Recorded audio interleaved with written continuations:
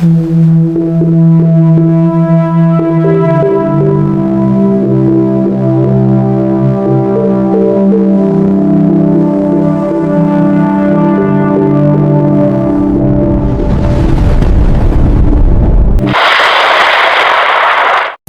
araw po sa inyong lahat. Narito na po ang pinakalitis nating update sa magigilan ng panahon ngayong araw ng linggo, ikapito ng Hunyo taong 2026. Base nga po sa ating pinakalitis satellite image, ang bagyong ating minomonitor sa may labas ng ating Philippine Area of Responsibility na may local name na Esther ay lumabas na nga po ng Tropical Cyclone Information Domain. Samantala, ang kasunod nga po nitong bagyo sa may silang bahagi ng ating bansa na kung saan sa mga nakalipas po nating ulat panahon na isa itong Tropical Depression category na kung saan nag-intensify pa nga po ito into Severe Tropical Storm category na kung saan huling namamataan sa layong 2,995 kilometers east of Mindanao na kung saan kasalukuyan ay nasa labas pa rin ito ng ating Philippine Area of Responsibility. Ngunit taglay na nga po nito ang lakas na hangin na umaabot sa 89 km per hour samantalang may pagbugso naman ito na umaabot sa 117 km per hour. Samantalang kumikilos pa ilagang kanluran sa bilis na 5 km per hour na kung saan bahagya nga po itong mabagal ang kanyang pagkilos. Na kung saan inaasahan po natin medyo tatagal nga po ito dito sa may silang bahagi ng Mindanao.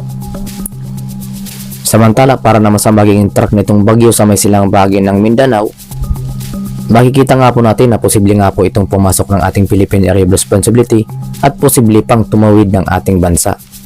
Na kung saan kung ito ay pumasok ng ating Philippine Area of Responsibility at ganap pa rin na bagyo, ay bibigyan po natin ito sa local name na Francisco, ang pang-anim na bagyo na posibleng mabuo sa taong 2026. Samantala, makikita nga po natin na posible nga itong pumasok ng ating Philippine Area of Responsibility at posible pang maglandfall dito sa may silangang bahagi ng Visayas na kung saan sa lugar po yan ng Eastern Samar patungo dito sa may Samar, Masbate, Romblon, Oriental Mindoro, Occidental Mindoro bago tuluyang makalabas ng ating bansa. Na kung saan yan pong mga nabanggit na lugar ay siyang posibleng daanan ng sentro ng bagyo.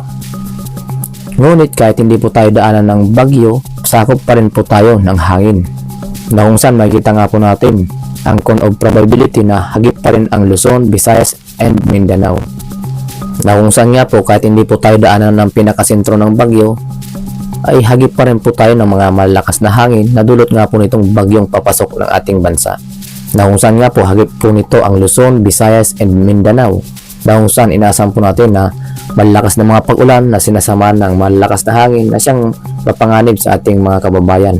Kaya naman maging alerto at updated po tayo sa mga panibago naming ulat pa naming ilalabas.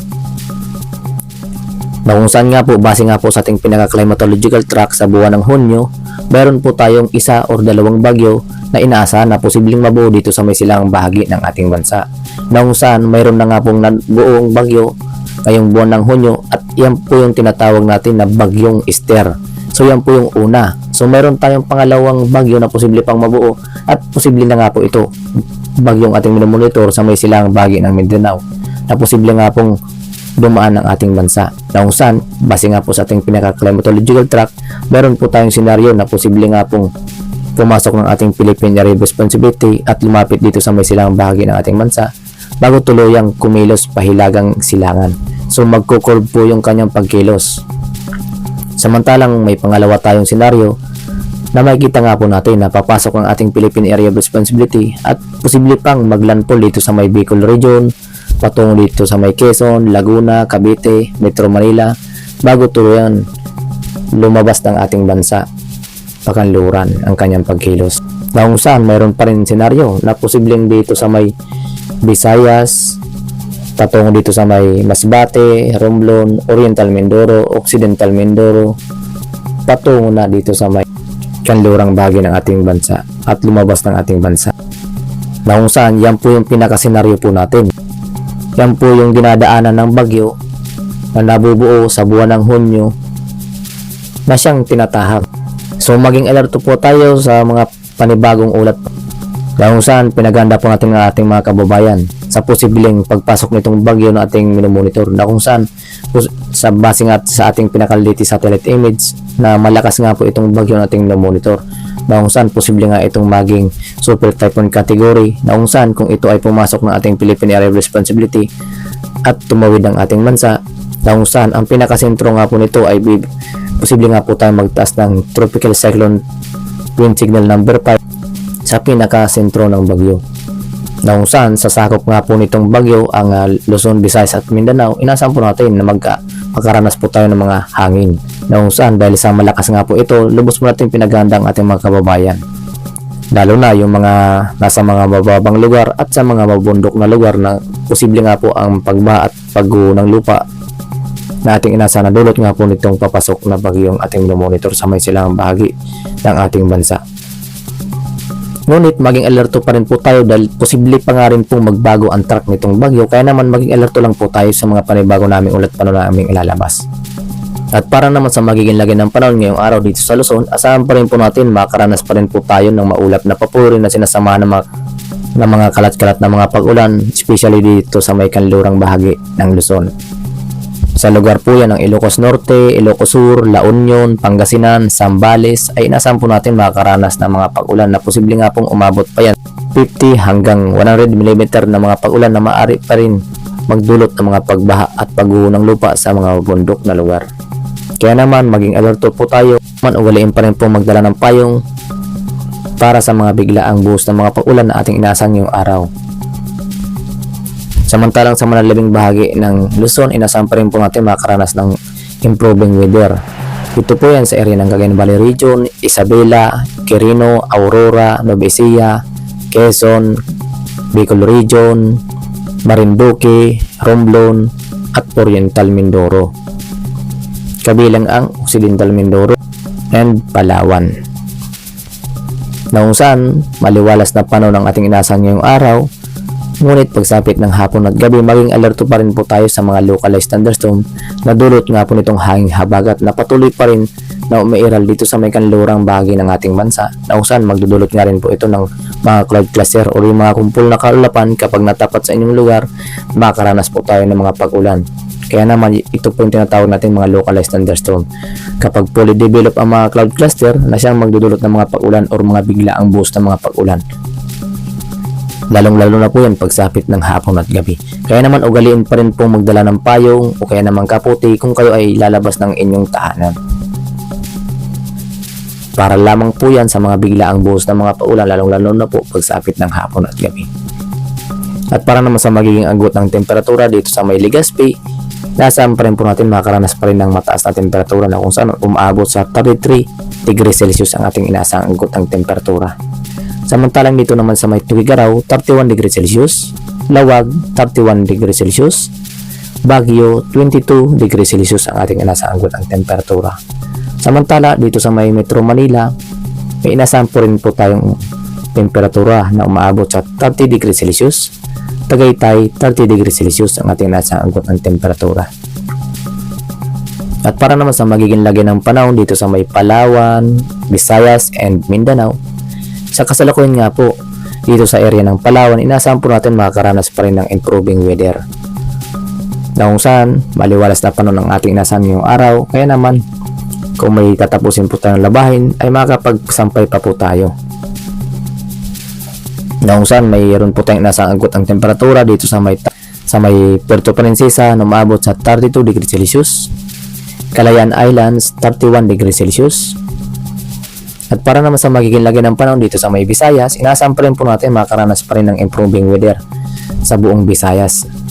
Na kung saan, ngayong umaga hanggang tanghali, maliwalas na panahon ng ating inaasahan. Ngunit pagsapit ng hapon at gabi, na kung saan, nagkakaroon po tayo ng bahagyang maulap na paporin. Na kung minsan, kapag fully develop, nakakaranas po tayo ng light rains o mga karamtaman ng mga pag-ulan. Kaya naman, maging alerto pa rin po tayo sa mga pagbabago sa ating weather. At para naman sa magiging agot ang temperatura dito sa may Tacloban, 32 degrees Celsius ang ating nasang agot ng temperatura. Iloilo, 33 degrees Celsius. Cebu, 33 degrees Celsius. Na kung saan nga po, kapansin-pansin nga po na medyo mataas pa rin ang temperatura nating inasahan ngayong araw dito sa area ng Visayas. Kaya naman, improving weather po ang ating inasahan ngayon sa halos buong Visayas. maging alerto lang po tayo pagsapit ng hapon at gabi. At para naman sa magiging lagay ng panahon dito sa may Mindanao, inaasahan po natin makakaranas ng improving weather sa halos buong Mindanao, na kung saan mas mataas nga po ang temperatura nating inaasahan dito sa may Zamboanga Peninsula, na umaabot sa 35 degrees Celsius ang ating inaasahang agos ang temperatura. Samantalang dito sa may Cagayan de Oro, 32 degrees Celsius, at Davao, 32 degrees Celsius ang ating inaasahang agos ang temperatura,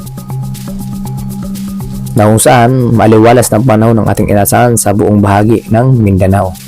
Ngunit maging alerto rin po tayo sa mga localized thunderstorm, na dahil sa patuloy pa rin pag-iral ng mga localized thunderstorm, lalong-lalo na po yan dito sa may katimugang bahagi ng Mindanao, na kung saan mas mataas ang tsansa ng mga localized thunderstorm pagsapit ng hapon at gabi, na kung saan yan po yung tinatawag natin na magdudulot ng mga light rains o mga katamtaman ng mga buhos ng mga pag-ulan, na kung saan kapag fully developed, inaasahan po natin na malakas nga rin po ang mga pag-ulan nating inaasahan. Kaya naman ugaliin pa rin pong maging alerto at updated sa mga panibago naming ulat panahon na aming ilalabas ukol sa nagiging lagay sa ating panahon sa ating bansa. At para naman sa magiging lagay ng panahon sa ating seaboard, sa kasalukuyan nga po wala po tayo nakataas na gale warning sa kahit anong baybay ng ating seaboard, ngunit maging alerto pa rin po tayo dito sa may area ng Batanes, na kung saan inaasahan pa rin po natin na slight to moderate ang mga pag-alon, na kung minsan kapag may mga localized thunderstorm, magiging rough sea condition po ang ating magiging lagay ng mga pag-alon. Dito po yan sa seaboard ng Batanes, na kung saan dahil po yan sa epekto nitong hanging habagat na patuloy pa rin na umiiral dito sa may kanlurang bahagi ng ating bansa, na kung saan magdudulot yan ng mga localized thunderstorm na siyang nagpapataas naman ang alon ng ating karagatan. Samantala, kapansin-pansin nga po ang sa may silang bahagi ng ating bansa sa labas ng ating PAR or Philippine Area of Responsibility, kung saan mataas nga po ang mga pag-alon na dulot nga po itong bagyong ating minumonitor na may category na Severe Tropical Storm category, na kung saan taglay na nga po nito ang lakas na hangin na umabot sa 89 kilometers per hour, samantalang may pagbugso na umabot sa 117 kilometers per hour, na kung saan na siyang magdudulot ng mataas na mga pag-alon dito sa labas ng ating Philippine Area of Responsibility, na kung saan umaabot po yan sa 15 metro ang taas na mga pag-alon dito po yan sa may seaboard ng silang bahagi ng ating bansa. Ngunit dito sa may ating bansa, sa sakop ng Philippine Area of Responsibility, magiging slight to moderate pa rin ang mga pag-alon, kaya naman malaya pa rin makapaglalayag ang ating mga kababayang mangisda at pumapalaot sa kahit anong baybay ng ating seaboard. At yan nga po ang pinakalitis nating update sa magiging lagay ng panahon ngayong araw ng Linggo, ika-7 ng Hunyo, taong 2026. Maraming salamat sa inyong lahat. At kung bago pa lamang kayo sa aming YouTube channel, huwag kalimutang mag-subscribe para ma-notify po kayo sa mga panibago naming ulat panahon na aming ilalabas. Ukol nga po dito sa bagyong ating minomonitor sa may silangang bahagi ng ating bansa, at para na rin sa magiging lagay ng panahon sa ating bansa. Maraming salamat sa inyong lahat, at huwag kaligtang mag-share para marami po tayong maabiso ng ating mga kababayan, lalong-lalo na doon sa mga mababang lugar at sa mga mabundok na lugar na posible nga po ang mga localized flooding or mga biglaang pagbaha sa mga babang lugar at pagguho ng lupa naman sa mga bundok na lugar dahil sa patuloy nga po karanasan ng mga pag-ulan, lalong-lalo dito sa may Luzon, especially dito sa may kanlurang bahagi ng ating bansa. Maraming salamat and God bless us all. Ingat palagi mga kababayan.